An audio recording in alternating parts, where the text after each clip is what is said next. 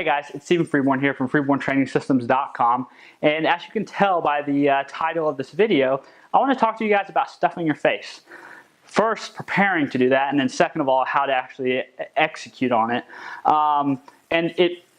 In the context of when I'm making this video, it makes sense. So it's November 23rd as I'm making this video. Tomorrow's November 24th. So if you live in the United States, that means it's going to be Thanksgiving, time with family, copious amounts of beverages and food are going to be consumed. Football is going to be watched. It's going to be a great time.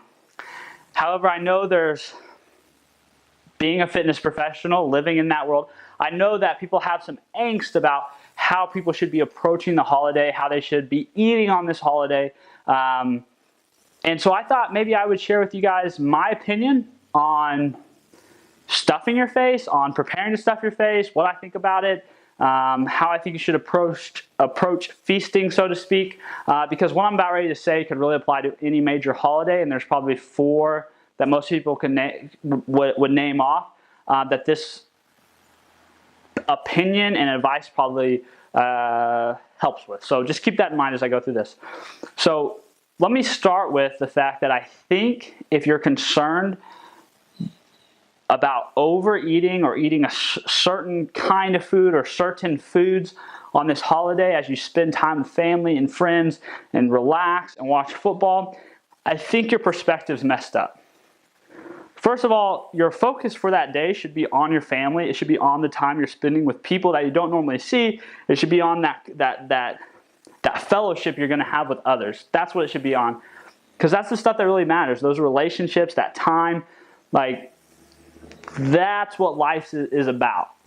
That being said, I know there are lots of people who have goals that possibly overeating or feasting could negatively impact. And so they're looking for ways to kind of minimize that, whether it be weight gain, fat gain, decrease in performance, whatever it is you're concerned about. I get it, it's there. I would just urge you to try to reorient your focus on what really matters, which is that time with others that you probably don't normally see a whole lot or get to spend a ton of time with for whatever reason. So that being said, first focus on the people, the relationships, the fellowship, and enjoy the food, enjoy the beverage. It's one day and maybe 4 total days out of 365 where you do something like that. Trust me, like in the context of what we're talking about, one bad day of nutrition, one day off from the gym, if that's your choice to do, don't feel guilty about it. Don't worry about it. Don't stress about it. In fact, probably the stress and anxiety you have about that day and the food you're going to eat and the amount you're going to eat probably is more damaging than the actual day of overeating. So please just stop worrying about it. Stop stressing about it. Don't make it a big deal. Orient your focus on the things that matter. All right, so that's my rant as far as like to start this thing off. Now to get kind of more tactical. Actually, what I'll just share with you guys on the tactical side is I'll share with you guys how I'm going to approach my Thanksgiving tomorrow, and then you guys can take what you will from that. But essentially, here's what's going to happen. I'm going to drink a lot of water the night before. I'm going to stay within my calorie and macronutrient ranges today. I'm going to eat well. I'm going to practice diligence, portion control, plenty of protein, lots of water, all those good like healthy eating nutrition guidelines. Like I'm going to be in 90% compliance, okay? Tomorrow, I know I'm going to eat good tasting food and lots of it, and probably food that I wouldn't normally eat. Maybe not normally, but maybe I wouldn't frequently eat throughout a week or throughout a month, right? So I know this ahead of time. So what I'm going to do is tomorrow morning I'm going to wake up and I'm going to get a workout in. I'm probably going to try to position the time at which I wake up and my workout so that they line up well with my Thanksgiving meal. So if my Thanksgiving meal is at 2 o'clock, I'm probably going to wake up at like 8 o'clock, 7 o'clock maybe, whatever time. I mean, I may wake up earlier than that and do work, but I'm going to start the day like 7, 8 o'clock. And what that's going to consist of is lots of water, some coffee and some caffeine, and then probably an hour, maybe 2 hours later, I'm going to hit the gym. So from like 10 to 11 or 10 to 12, I'm going to hit the gym. So For me, probably tomorrow, that's not going to actually be a physical gym. I'm going to take a kettlebell. I'm going to take a doorway pull-up bar because we're traveling to see family. I'm going to take some bands, and I'm going to probably do like an outside, indoor, home, like body weight, minimal equipment workout. It's going to be higher intensity. It's going to be higher volume. It's going to be more metabolically demanding. It's probably going to be circuit related. After that, I'm probably going to train for an hour, maybe an hour and a half, depending on what all I do and what all I add in there. And then after that hour and a half, I'm going to wash up. I'm going to have something to drink. I'll probably have like some BCAAs or maybe a protein shake. And that will be my first consumption of calories or meal of the day. But it'll primarily be protein oriented. That being because I want satiety, that being because it's post-workout, and that being because it's minimal calories, and I want to try to backlog as many of my calories for the day for that feast at 2 o'clock. So I'll get done working out, say 11:30 noon, and then I've got 2 hours between when I finish up showering, cleaning up, having my protein shake, and when that feasting is going to begin.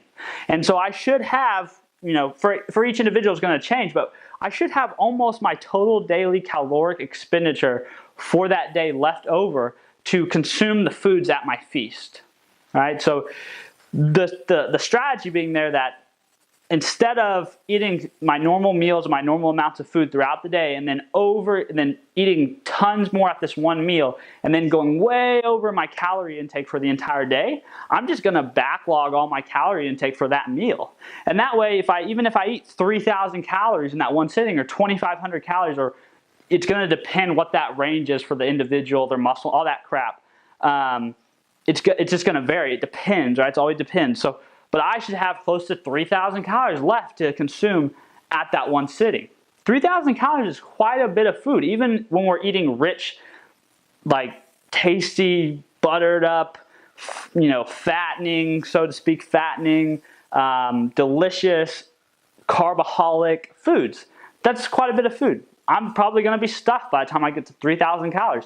And even if I eat a little bit over, it's not going to be excessive. Even if I was to eat 4,000 calories and only have 3,000 to spend, it's not a big deal to go that much over on that one day of the year, because I've got 365 other days, plus or minus 3 extra day holidays, to course correct for that extra food intake. So yes, could I feast responsibly and turn myself into some kind of diet, nutrition martyr on a holiday? Yes, but one, you're probably not going to find that very enjoyable. 2, your focus is not going to be on your family and enjoying your time with them. It's going to be on making sure you don't overeat a certain amount of calories, or eat too much mashed potatoes, or don't eat 2 slices of pumpkin pie, or whatever the heck you're worried about, whatever foods concern you.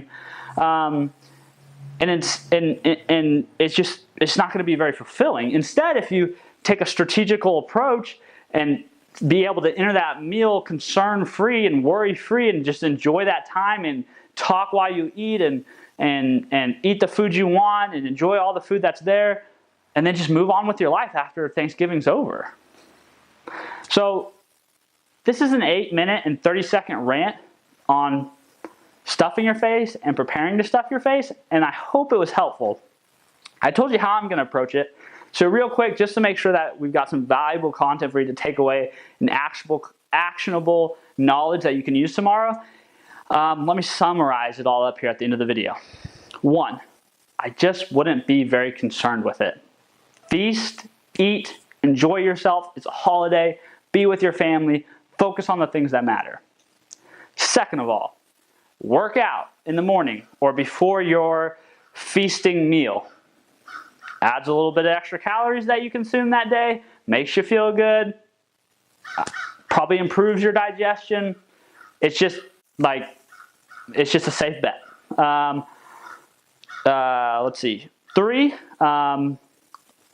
try to position that workout so it's relatively midway between when you woke up and when you're going to eat. That way you have this period of where you can have an activity to preoccupy yourself, versus waking up and having to fast for 4 or 5 hours till you get to that feast meal, and you're just feeling starving and you're miserable and you're hungry and you're like, oh, I'm waiting to eat, I can't eat anything, because nobody wants that. So get up, drink some coffee, drink some water, then go for a workout, then take in a protein shake or some kind of protein-like-ish food after your workout, give yourself another couple hours, and then feast and have a good day. Yeah, like that's how I'm going to do it. That's how I think you should do it. I really don't think you should be that concerned with it, but if you're like, Steven, I want to be strategic, I want to make this day count, I want to minimize any kind of negative consequences that may come out of it, then that's what I would do. Let me end with just like this one point, and I think it's really important that I end here and remind you of it. One training session, one bad day of nutrition, one poor day of hydration, one bad night of sleep, one stressful day, anything like that, it's minuscule, the effect it's going to have over the course of 365 days, over the course of 5 years, over the course of 10 years, over the course of 20 years. It's just not that big a deal, and it's something that's not big enough for you to be overly concerned with or stressed about or anxious about. We used to have this saying in team sports when I was a part of it, was that, one practice isn't going to make or break your season. It's just not. We like to think it will. We want to make every practice count, which is awesome. Like, that's the mindset you should have. But in reality, one poor practice or one really great practice is not going to be the difference. It's just not. It's in anything, it's consistency, and then it's consistent effort applied consistently, and then the sum of all that over a period of weeks, months, years that add up to success, that add up to a difference. So keep that in mind, and I hope that you guys have an awesome day tomorrow.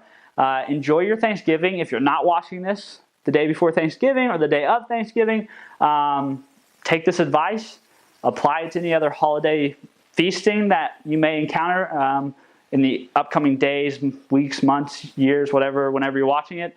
And yeah, share it with anybody who you think could benefit from this message, could benefit from the tactics, and want to hear a guy rant on about how people's priorities are misplaced and their focus is misplaced in regards to health and wellness and holidays. So yeah, I'll be back with more, of course, but until then, I hope you guys have a great day, and I'll talk to you guys later. Bye.